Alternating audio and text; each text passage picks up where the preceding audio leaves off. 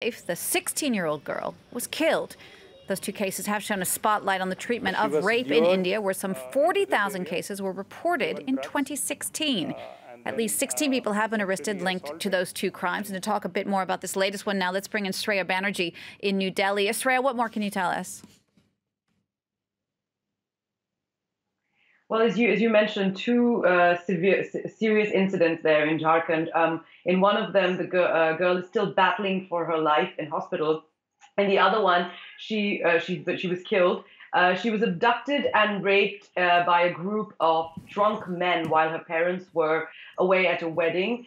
She was taken to a deserted spot and raped there. When her parents found out, they reported the crime to the village council, who asked the alleged suspect to pay 600 euros in fine and do about 100 sit-ups. This allegedly angered the suspect, and who then went to the victim's house, beat her parents up, and set the house on fire with her inside.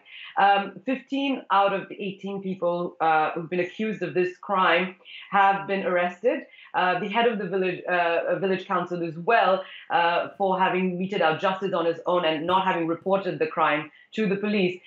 Village councils, just a little aside, is that village councils often settle disputes in rural India, bypassing sort of a very lengthy and exhaustive and expensive judicial system. So they carry no real legal weight, but they do have significant day-to-day influence.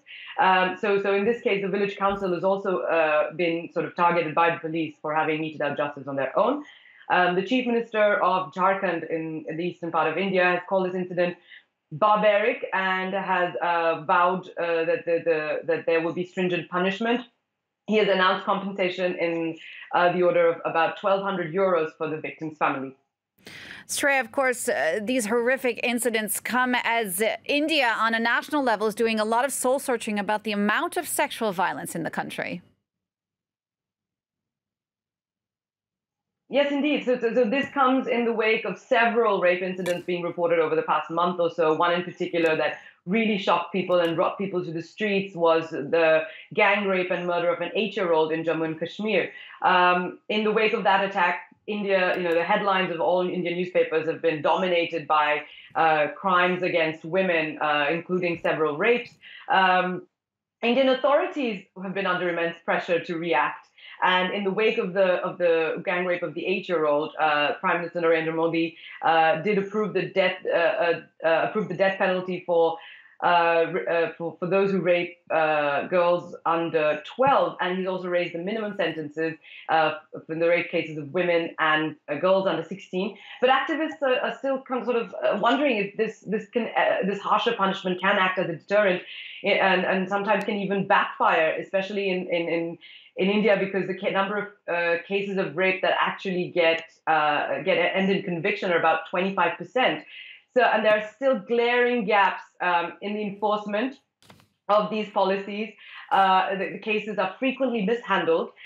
Survivors don't necessarily get justice. And as you see in this case, there is a penchant to try and take law into their own, people take law into their own hands.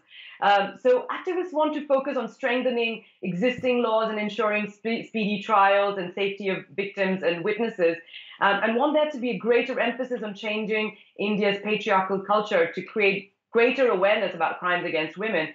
Because in India's hugely patriarchal society, while more rapes are being reported and laws might be in place, there are still several barriers for victims to get justice, which include denigrating ways in which victims are treated by authorities and how seriously these crimes are actually taken.